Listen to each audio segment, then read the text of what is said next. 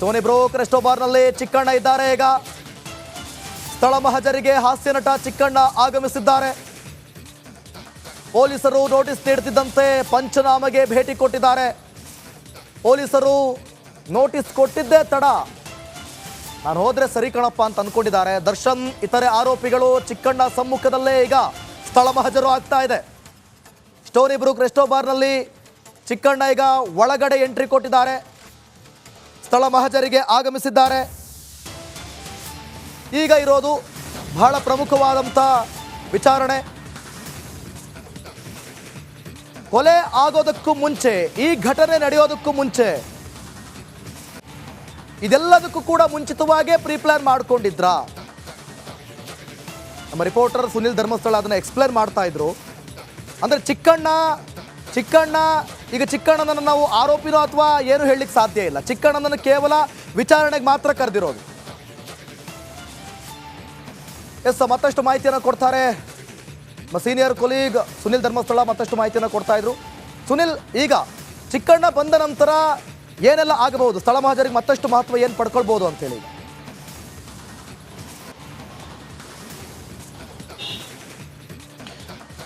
S ದಿವಿತ್, ಈಗ ಸ್ಥಳ ಮಹಜರು ಸಂದರ್ಭದಲ್ಲಿ ಚಿಕ್ಕಣ್ಣ ಏನಾದರೂ ಹೊಸ ವಿಚಾರಗಳನ್ನು ಪ್ರಸ್ತಾಪ ಮಾಡಿದರೆ ಅದು ತನಿಖೆಗೆ ಮತ್ತಷ್ಟು ಹೆಲ್ಪ್ಫುಲ್ ಆಗುವಂಥ ಚಾನ್ಸಸ್ ಇದೆ. ಅಥವಾ ಈ ಒಂದು ಸಂದರ್ಭದಲ್ಲಿ ಚಿಕ್ಕಣ್ಣ ಆ ಘಟನೆ ಏನಾಯಿತು, ತಾನು ಎಷ್ಟೊತ್ತುವರೆಗಿದ್ದೆ, ತಾನು ಅಲ್ಲಿಂದ ಹೋಗಿದ್ದೆ ಯಾವಾಗ, ಇದೆಲ್ಲವನ್ನು ಕೂಡ ಹೇಳಿದ ಬಳಿಕ ನೋಟಿಸ್ಗೆ ಕರೆಸಂಥ ಸಂದರ್ಭದಲ್ಲಿ ಚಿಕ್ಕಣ್ಣ ನೀಡುವಂಥ ಹೇಳಿಕೆಗಳಲ್ಲಿ ಏನಾದರೂ ಇಷ್ಟು ದಿನಗಳಲ್ಲಿ ಇಲ್ಲದೆ ಇರುವಂಥ ಹೊಸ ವಿಚಾರ ಏನಾದರೂ ಪ್ರಸ್ತಾಪ ಆದರೆ ಅದು ತನಿಖೆಗೆ ಪೂರಕ ಆಗುತ್ತೆ. ಅದನ್ನು ಹೊರತುಪಡಿಸಿದರೆ ಇಡೀ ಪ್ರಕರಣಕ್ಕೆ ಸಂಬಂಧಪಟ್ಟಂತೆ ಚಿಕ್ಕಣ್ಣ ಅವರ ಪಾತ್ರ ಅಥವಾ ಅವರ ಇನ್ವಾಲ್ವ್ಮೆಂಟ್ ಬಗ್ಗೆ ಸದ್ಯಕ್ಕೆ ಯಾವುದೇ ರೀತಿಯ ಮಾಹಿತಿಗಳು ತನಿಖೆಯಲ್ಲಿ ಕಂಡು ಬಂದಿಲ್ಲ. ಚಿಕ್ಕಣ್ಣ ಅವರು ಎಂದಿನಂತೆ ದರ್ಶನ್ ಜೊತೆಗೆ ಊಟ ಮಾಡಕ್ಕೆ ನಡಿ, ಈಗ ಶುರು ಮಾಡೋಣ. ಕೇಸರಿಯಿಂದ ಮನೋಲ್ಲಾಸ ಮನಸ್ಸು ಮತ್ತೇರಿ ಕುಣಿದಾಡಿದೆ ನೋಡು, ಮನಸ್ಸು ಮತ್ತೇರಿ ಕುಣಿದಾಡಿದೆ ನೋಡು. ಕ್ಷಣ ಕ್ಷಣವೂ ಆಚರಿಸಿ ಕೇಸರಿ ಹಬ್ಬ. ವಿಮಲ್ ಬಾಯಲ್ಲಿ ಹೇಳಿ ಕೇಸರಿ. ಊಟ ಮುಗಿಸಿ ವಾಪಸ್ ಹೋಗಿದ್ರು ಅನ್ನುವಂಥದ್ದು ಈಗಿರುವಂಥ ಮಾಹಿತಿ. ಒಂದೇ ಒಂದು ಪ್ರಶ್ನೆ ಇರೋದಂದರೆ ಚಿಕ್ಕಣ್ಣ ಸಮ್ಮುಖದಲ್ಲಿ ಏನೆಲ್ಲ ವಿಚಾರಗಳು ಚರ್ಚೆ ಆಗಿತ್ತಾ ಇಲ್ವಾ ಅನ್ನುವಂಥದ್ದು ಗೊತ್ತಾಗಬೇಕಾಗಿರೋದು. ಇದನ್ನು ಈಗ ಚಿಕ್ಕಣ್ಣವರ ಈಗ ಸದ್ಯಕ್ಕೆ ಚಿಕ್ಕಣ್ಣವರು ಕೂಡ ಸ್ಟೋನಿ ಬ್ರೂಕ್ಸ್ನಲ್ಲಿದ್ದಾರೆ, ತನಿಖಾಧಿಕಾರಿಗಳು ಕೂಡ ಇದ್ದಾರೆ. ಸೊ ಈ ಸಂದರ್ಭದಲ್ಲಿ ಚಿಕ್ಕಣ್ಣ ಯಾವ ರೀತಿ ಇದಕ್ಕೆ ಉತ್ತರ ಹೇಳ್ತಾರೆ ಅನ್ನುವಂಥದ್ದು ನೋಡಬೇಕಾಗತ್ತೆ. ಸೊ ಇಡೀ ಪ್ರಕರಣಕ್ಕೆ ಸಂಬಂಧಪಟ್ಟಂತೆ ನಾವು ನೋಡ್ತಾ ಹೋದರೆ ಈಗ ಚಿಕ್ಕಣ್ಣ ಇರ್ಬೋದು, ಇದೇ ರೀತಿಯಲ್ಲಿ ಹಲವಾರು ಜನ ಈ ಪ್ರಕರಣಕ್ಕೆ ಸಂಬಂಧಪಟ್ಟಂತೆ ಕೆಲವೊಂದು ಘಟನೆಗಳನ್ನು ನೋಡಿದವರು ವಿಟ್ನೆಸ್ಗಳಾಗಿ ಏನು ಪರಿಗಣನೆಗೆ ತಗೊಳ್ತಾರೆ ಪೊಲೀಸವರು. ಇವರ ಇಂಪಾರ್ಟೆನ್ಸ್ ಈಗ ಅಲ್ಲ, ನಾಳೆ ದಿನ ಕೋರ್ಟ್ನಲ್ಲಿ ಚಾರ್ಜ್ ಶೀಟ್ ಸಬ್ಮಿಟ್ ಮಾಡಿದ ನಂತರ ಟ್ರಯಲ್ ಶುರುವಾಗುತ್ತಲ್ಲ, ಆ ಟೈಮ್ನಲ್ಲಿ ಈ ವಿಟ್ನೆಸ್ಗಳ ಇಂಪಾರ್ಟೆನ್ಸ್ ಅರ್ಥ ಆಗುತ್ತೆ. ಯಾವುದೇ ಒಂದು ಕೇಸ್ನಲ್ಲಾದರೂ ಕೂಡ ಪೊಲೀಸರು ಏನೇ ಸಾಕ್ಷ್ಯಗಳನ್ನು ಕೋರ್ಟ್ ಮುಂದೆ ಇಟ್ಟರೂ ಕೂಡ ಹೌದು ಈ ಘಟನೆ ನಡೆದಿತ್ತು, ನಾನು ನೋಡಿದ್ದೆ, ನಾನು ಅಲ್ಲಿದ್ದೆ ಅನ್ನುವಂಥ ಒಂದು ಸಾಕ್ಷಿಯನ್ನು ಯಾರು ಕೋರ್ಟ್ ಮುಂದೆ ಹೇಳ್ತಾರೋ ಅದು ಕೇಸಿಗೆ ತುಂಬಾ ಪ್ರಮುಖ ಆಗುತ್ತೆ. ಮತ್ತು ಒಂದು ಕೇಸ್ ಕನ್ವಿಕ್ಷನ್ ಆಗುವಲ್ಲಿ ಈ ಸಾಕ್ಷಿಗಳ ಹೇಳಿಕೆ ತುಂಬಾ ಪ್ರಮುಖ ಆಗುತ್ತೆ. ಇದೇ ಒಂದು ಕಾರಣಕ್ಕೋಸ್ಕರ ಪೊಲೀಸರು ಈ ಪ್ರಕರಣಕ್ಕೆ ಸಂಬಂಧಪಟ್ಟಂತೆ ಯಾರ್ಯಾರು ಈ ಘಟನೆಗಳ ಸುತ್ತಮುತ್ತ ಇದ್ರು ಅಥವಾ ಯಾರ್ಯಾರು ನೋಡಿದ್ರು, ಯಾರ್ಯಾರಿಗೆ ಈ ಕೇಸ್ನ ಬಗ್ಗೆ ಅರಿವಿದೆ, ಅವರೆಲ್ಲರನ್ನು ಕೂಡ ಸಾಕ್ಷಿಗಳನ್ನಾಗಿ ಪರಿಗಣಿಸಿ ಈ ಒಂದು ಕೇಸ್ನ ಮತ್ತಷ್ಟು ಸ್ಟ್ರಾಂಗ್ ಮಾಡುವಂಥ ಒಂದು ಪ್ರಯತ್ನವನ್ನು ಮಾಡ್ತಾ ಇರುವಂಥದ್ದು. ದಿವಿತ್, ಸುನಿಲ್, ಈಗ ಬಹಳ ಪ್ರಮುಖವಾಗಿ ನೋಡಿ, ಒಂದು ವೇಳೆ ಚಿಕ್ಕಣ್ಣನಿಗೆ ಆ ಪಾರ್ಟಿಯಲ್ಲಿ ಭಾಗವಹಿಸಿದಂಥ ಸಂದರ್ಭದಲ್ಲಿ ಇವರು ಈ ಥರ ಪ್ರೀಪ್ಲಾನ್ ಮಾಡ್ತಿದ್ದಾರೆ ಅಂತೇಳಿ ಮುಂಚೆನೇ ಗೊತ್ತಿತ್ತು ಅಂತ ಇಟ್ಕೊಳ್ಳಿ. ಅವರೆಲ್ಲ ಮಾತನಾಡುವ ಸಂದರ್ಭದಲ್ಲಿ ಅವ್ರಿಗೆ ಗೊತ್ತಿತ್ತು, ನನಗೆ ಯಾಕಪ್ಪ ಬೇಕು ಅಂತೇಳಿ ಅವ್ರು ಎದ್ದು ಹೋಗಿದ್ರು ಅಂತಲೇ ಇಟ್ಕೊಳ್ಳಿ. ಆಗ ಚಿಕ್ಕಣ್ಣವರ ಈ ಒಂದು ಪ್ರಕರಣದಲ್ಲಿ ಚಿಕ್ಕಣ್ಣವರ ಪಾತ್ರ ಏನಾಗಿರುತ್ತೆ, ಪೊಲೀಸರನ್ನು ಯಾವ ರೀತಿ ತಗೊಳ್ತಾರೆ ಅಂತ?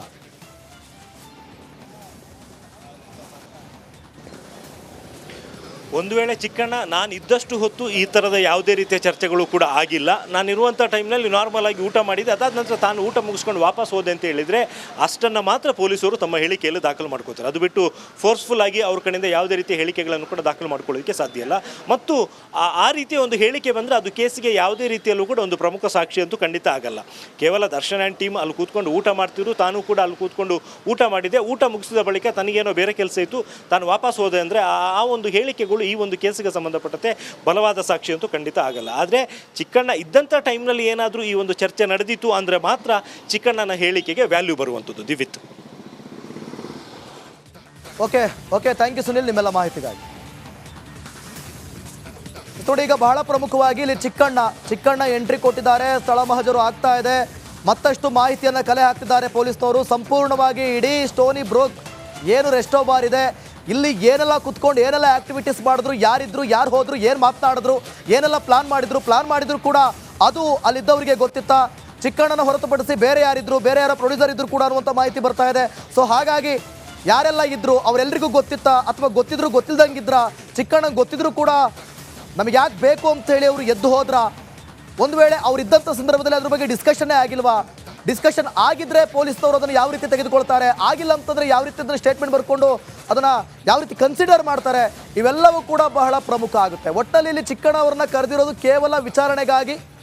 ಒಂದು ವೇಳೆ ಅವರಿದ್ದಂಥ ಸಂದರ್ಭದಲ್ಲಿ ಈ ಪ್ರೀ ಪ್ಲಾನ್ ನಡೆದಿದ್ರೆ ಏನು ಚಾರ್ಜ್ ಶೀಟನ್ನು ಸಲ್ಲಿಕೆ ಮಾಡಲಾಗುತ್ತೆ, ಅದಾದಮೇಲೆ ಟ್ರಯಲ್ ಅಂತ ಏನು ನಡೆಯುತ್ತೆ ಆ ಸಂದರ್ಭದಲ್ಲಿ ಸಾಕ್ಷಿ ಹೇಳೋದಕ್ಕೆ ಮಾತ್ರ ಚಿಕ್ಕಣ್ಣ ಅವರನ್ನು ಬಳಸಿಕೊಳ್ಳುವಂಥ ಸಾಧ್ಯತೆ ಇರೋದು. ಮತ್ತೊಂದು ಅಪ್ಡೇಟ್ ಬರ್ತಾ ಇದೆ ನೋಡೋಣ. ಜೂನ್ 8ರಂದು ರೆಸ್ಟೋ ಬಾರ್ನಲ್ಲಿ ಪಾರ್ಟಿ ಮಾಡಿದ್ದಂಥ ದರ್ಶನ್ ಮಾಡಿದ್ದ ಪಾರ್ಟಿಯಲ್ಲಿ ಚಿಕ್ಕಣ್ಣ ಬಂದಿದ್ದರೆಂಬ ಮಾಹಿತಿ CCTV ಪರಿಶೀಲನೆ ವೇಳೆ ಎಲ್ಲ ವಿಚಾರ ಕೂಡ ಗೊತ್ತಾಗಿತ್ತು. ಅವತ್ತು ನಡೆದಂಥ ಚರ್ಚೆಗಳ ಬಗ್ಗೆ ಪೊಲೀಸರಿಂದ ಮಾಹಿತಿಯನ್ನು ಕೂಡ ಸಂಗ್ರಹ ಮಾಡಲಾಗಿದೆ. ಏನೆಲ್ಲ ಚರ್ಚೆ ಆಗಿದೆ ಅನ್ನೋದ್ರ ಬಗ್ಗೆ ಚಿಕ್ಕಣ್ಣನಿಂದ ಮಾಹಿತಿಯನ್ನು ಈಗ ತೆಗೆದುಕೊಳ್ತಾ ಇದ್ದಾರೆ. ಈಗ ಚಿಕ್ಕಣ್ಣ ಅವತ್ತು ಏನು ನಡೆದಿತ್ತು, ನಾನು ಯಾಕೆ ಬಂದೆ ನೋಡಿ. ಚಿಕ್ಕಣ್ಣನ ಇತ್ತೀಚೆಗೆ ನೀವು ಒಂದು 2 ವರ್ಷದಿಂದ ದರ್ಶನ್ ಅವರ ಜೊತೆ ನೀವು ನೋಡ್ತಾ ಇದ್ದೀರಿ. ಅವ್ರು ಎಲ್ಲೇ ಹೋದರೂ ಕೂಡ, ಒಂದು ಟ್ರೆಕ್ಕಿಂಗ್ ಹೋದರೂ ಕೂಡ, ಒಂದು ಟೂರ್ ಹೋದರೂ ಕೂಡ ಅವರ ಸ್ನೇಹಿತರ ಜೊತೆಯಲ್ಲಿ ಚಿಕ್ಕಣ್ಣ ಕಾಣಿಸ್ಕೊಂಡಿದ್ದನ್ನು ಕೂಡ ನೀವು ನೋಡಿದ್ದೀರಿ. ಒಂದು ಆಟ ಆಡುವಂಥ, ಕ್ರಿಕೆಟ್ ಆಡುವಂಥ ಸಮಯದಲ್ಲೂ ಕೂಡ ಚಿಕ್ಕಣ್ಣ ಇದ್ದದನ್ನು ಕೂಡ ನೀವು ಗಮನಿಸಿದ್ದೀರಿ. ಯಜಮಾನ ಚಿತ್ರದ ನಂತರ ಚಿಕ್ಕಣ್ಣ ಅವರೊಟ್ಟಿಗೆ ಬಹಳ ಕ್ಲೋಸ್ ಆದದ್ದು, ಒಂದು ಸಿನಿಮಾದ ಮೂಲಕ ಅವರು ಕ್ಲೋಸ್ ಆಗಿದ್ದು, ಅಲ್ಲಿವರೆಗೂ ಕೂಡ ಅವರ ಸ್ನೇಹ ಅಲ್ಲಲ್ಲಿ ಅತಿ ಹೆಚ್ಚಾಗಿ ಹೈಲೈಟ್ ಆಗಿದ್ದನ್ನು ಕೂಡ ನಾವು ನೋಡಿದ್ದೀವಿ. ಸೊ ಅದಾದ ಬಳಿಕ ಅತಿ ಹೆಚ್ಚಾಗಿ ಚಿಕ್ಕಣ್ಣ ಅವರನ್ನ ನಾವು ದರ್ಶನ್ ಒಟ್ಟಿಗೆ ನೋಡಿದ್ದೀವಿ. ಚಿಕ್ಕಣ್ಣ ಅವರು ಕೂಡ ದರ್ಶನ್ ಅವರನ್ನ ಫಾಲೋ ಮಾಡೋ ರೀತಿಯಲ್ಲೇ ಫಾರ್ಮ್ ಹೌಸನ್ನು ಮಾಡಿದ್ರು, ಪ್ರಾಣಿಗಳನ್ನು ಸಾಕೋದಕ್ಕೂ ಕೂಡ ಶುರು ಮಾಡಿದ್ರು. ಅನೇಕ ವಿಚಾರಗಳನ್ನು ದರ್ಶನ್ನಿಂದ ನಾನು ಇನ್ಸ್ಪೈರ್ ಆಗಿದ್ದೀನಿ ಅನ್ನುವಂಥ ಮಾತುಗಳನ್ನು ಕೂಡ ಚಿಕ್ಕಣ್ಣ ಅವರ ಬಾಯಲ್ಲಿ ಕೇಳಿದ್ದೀನಿ. ಅದೇ ರೀತಿಯಾಗಿ ಅವ್ರು ಹೇಗೆ ಟೂರ್ಗೋ, ಟ್ರಿಪ್ಗೋ ಅಥವಾ ಊಟಕ್ಕೋ ಹೋಗ್ತಿದ್ರು, ಅದೇ ರೀತಿ ಅವತ್ತು ಕೂಡ ಬಂದಿರಬಹುದು. ಬಂದು ಈ ಸ್ಟೋನಿ ಬ್ರೂಕ್ನಲ್ಲಿ ಊಟ ಮಾಡಿರಬಹುದು, ಪಾರ್ಟಿ ಮಾಡಿರಬಹುದು. ಆದರೆ ಇದೇ ವಿಚಾರ ಚರ್ಚೆ ಆಗಿದೆ, ಇದನ್ನು ಪ್ಲಾನ್ ಮಾಡಿದ್ದಾರೆ, ಈ ಪ್ಲಾನ್ನಲ್ಲಿ ಚಿಕ್ಕಣ್ಣ ಕೂಡ ಭಾಗಿಯಾಗಿದ್ದಾರೆ ಅಂತ ಹೇಳಲಿಕ್ಕೆ 100ಕ್ಕೆ 100 ಸಾಧ್ಯ ಇಲ್ಲ. ಅದು ಈಗ ಚಿಕ್ಕಣ್ಣನೇ ಹೇಳಬೇಕು ಅಲ್ಲಿ ಏನು ನಡೆದಿದೆ. ಒಟ್ಟಿನಲ್ಲಿ CCTV ದೃಶ್ಯದಲ್ಲಿ ಏನಾಗಿದೆ, ಏನು ನಡೆದಿದೆ, ಯಾರ್ಯಾರಿದ್ರು, ಏನೇನು ಮಾತನಾಡಿದ್ರು, ಅವ್ರ ಆ್ಯಕ್ಟಿವಿಟಿ ಸೇರಿತ್ತು, ಬರೀ ದೃಶ್ಯದಲ್ಲಿ ಮಾತ್ರ ಕೇಳುತ್ತೆ, ಅದಕ್ಕೇನು ಆಡಿಯೋ ಇರೋದಿಲ್ಲ. ಆದರೆ ಚಿಕ್ಕಣ್ಣನನ್ನು ಪರಿಶೀಲನೆ ಮಾಡ್ತಿರುವ ಪೊಲೀಸ್ನವರು, ಮಾಹಿತಿ ಕಲೆ ಹಾಕ್ತಿರುವಂಥ ಪೊಲೀಸ್ನವರು ಈಗ ಸಂಪೂರ್ಣವಾದಂಥ ವಿಚಾರವನ್ನು ಅಲ್ಲಿ ಏನೇನು ನಡೀತು ಅಂತೇಳಿ ಚಿಕ್ಕಣ್ಣನೇ ಹೇಳಬೇಕು. ಚಿಕ್ಕಣ್ಣ ಏನಾದರೂ ನಂಗೆ ಗೊತ್ತಿಲ್ಲ ಕಣಪ್ಪ, ನಾನು ಅಲ್ಲಿ ಬಂದೆ, ಊಟ ಮಾಡಿದೆ, ತಿಂದೆ, ಕುಡ್ದೆ, ಎದ್ದು ಹೋದೆ ಅಂತಂದರೆ ಅದಷ್ಟನ್ನೇ ಬರ್ಕೊಳ್ತಾರೆ. ಸರಿ ನೀವು ನಡೀರಿ ಅಂತಂತಾರೆ. ಇಲ್ಲ ಇದನ್ನು ಪ್ಲಾನ್ ಮಾಡಿದ್ರು, ಹೌದು ನನಗೆ ಇದು ವಿಚಾರ ಗೊತ್ತಿದ್ರು ನನಗೆ ಯಾಕೆ ಬೇಕು ಅಂತ ಸುಮ್ಮನೆ ಹೋದೆ ಅಂತಂದರೆ ಅದನ್ನು ಬರ್ಕೊಳ್ತಾರೆ. ಚಾರ್ಜ್ ಶೀಟ್ ಆದಮೇಲೆ ಟ್ರಯಲ್ನಲ್ಲಿ ಯೂಸ್ ಮಾಡ್ಕೊಳ್ತಾರೆ. ಸೊ ಇದಿಷ್ಟು ಚಿಕ್ಕಣ್ಣ ಅವರ ಪಾತ್ರ. ಒಂದು ವೇಳೆ ಚಿಕ್ಕಣ್ಣನನ್ನು ಇವರೇ ಕಳಿಸಿ ಅದೇನೋ ಕೆಲಸ ಮಾಡು, ಇದೇನೋ ಕೆಲಸ ಮಾಡು, ಈ ಥರ ಏನಾದ್ರು ಪ್ಲಾನ್ ಮಾಡು, ಅದು ಗೊತ್ತಾಗದೇ ಇರ್ತಾರೆ, ನೋಡ್ಕೋ, ಅದು ನೋಡ್ಕೋ, ಇದು ನೋಡ್ಕೋ ಅಂತ ಏನಾದರೂ ಅವರ ಹೇಳಿಕೆಗಳನ್ನು ಕೇಳಿ ಚಿಕ್ಕಣ್ಣ ಏನಾದರೂ ಮೂವ್ಮೆಂಟ್ ಆಗಿದ್ದರೆ ಆಗ ಚಿಕ್ಕಣ್ಣ ಈ ಪ್ರಕರಣದಲ್ಲಿ ಭಾಗಿಯಾಗಿರುವಂಥ ಸಾಧ್ಯತೆ ಇರುತ್ತೆ. ಸೊ ಇದಿಷ್ಟು ಇವತ್ತಿನ, ಅಂದರೆ ಚಿಕ್ಕಣ್ಣ ಅವ್ರನ್ನ ನೋಟಿಸ್ ಕೊಟ್ಟು ಕರೆಸ್ಕೊಂಡು ಮಾಹಿತಿಯನ್ನು ಕಲೆ ಹಾಕ್ತಾ ಇರೋದು. ಒಟ್ಟಲ್ಲಿ ಆರೋಪಿಗಳ ಸಂಖ್ಯೆ ಕೂಡ ಜಾಸ್ತಿ ಆಗ್ತಾ ಇರೋದು. ಇಲ್ಲಿ ಚಿಕ್ಕಣ್ಣನ ಪಾತ್ರ ಏನು ಅಂತೇಳಿ ಈ ಒಂದು ಮಹಜರ್ನಲ್ಲೇ ಫೈನಲ್ ಆಗುವಂಥ ಸಾಧ್ಯತೆ ಇದೆ. ಸೊ ಇದರಿಂದ ಈ ಒಂದು ತನಿಖೆ ಯಾವ ಹಂತಕ್ಕೆ ಸಾಗುತ್ತೆ ಅನ್ನುವಂಥದ್ದನ್ನು ಕೂಡ ನಾವೀಗ ಕಾದು ನೋಡಬೇಕಾಗುತ್ತೆ. ಪ್ರಮುಖವಾಗಿ ಗಿಲ್ಲಿ ಚಿಕ್ಕಣ್ಣನನ್ನು ಕರೆಸಿರೋದು ಏನು, ಅವನನ್ನು ಕರ್ತ್ಕೊಂಡು ಬಂದು ಚಿತ್ರದುರ್ಗದಿಂದ ರೇಣುಕಸ್ವಾಮಿಯನ್ನು ಕರ್ತ್ಕೊಂಡು ಬಂದು ಶೆಡ್ಡಿಗೆ ಕರ್ತ್ಕೊಂಡು ಬರಲಾಗಿತ್ತು, ಅದಕ್ಕೂ ಮುಂಚಿತವಾಗಿ ಇವರು ಒಂದು ಪಾರ್ಟಿಯಲ್ಲಿ ಭಾಗಿಯಾಗಿರೋದು. ಆ ಪಾರ್ಟಿಯಲ್ಲೇ ಇಲ್ಲಿ ಆಗಿರುವಂಥ ಸಮಸ್ಯೆ, ಆತ ಏನು ಅಶ್ಲೀಲವಾಗಿ ಮೆಸೇಜ್ ಮಾಡಿದ್ನಾ, ಅದು ನಿಮಗೆ ಗೊತ್ತಿತ್ತಾ, ಅದ್ರ ಬಗ್ಗೆ ಚರ್ಚೆ ಆಯಿತಾ, ಈ ಒಂದು ಪಾರ್ಟಿಯಲ್ಲಿ ಅದ್ರ ಬಗ್ಗೆ ಮಾತನಾಡಿದ್ರಾ, ಅವನು ಈ ಥರ ಮೆಸೇಜ್ ಮಾಡ್ತಿದ್ದಾನಪ್ಪ, ಈ ಥರ ಹಿಂಗೆಲ್ಲ ಹಿಂಸೆ ಕೊಡ್ತಿದ್ದಾನಪ್ಪ, ಟಾರ್ಚರ್ ಕೊಡ್ತಿದ್ದಾನಪ್ಪ, ಅವನಿಗೆ ಏನಾದ್ರು ಒಂದು ಗತಿ ಕಾಣಿಸ್ಬೇಕಲ್ಲಪ್ಪ, ಈ ರೀತಿಯಾಗಿ ಏನಾದ್ರು ಮಾತನಾಡ್ಕೊಂಡಿದ್ರಾ, ಏನು ಮಾಡ್ಬೋದು ಅಂತ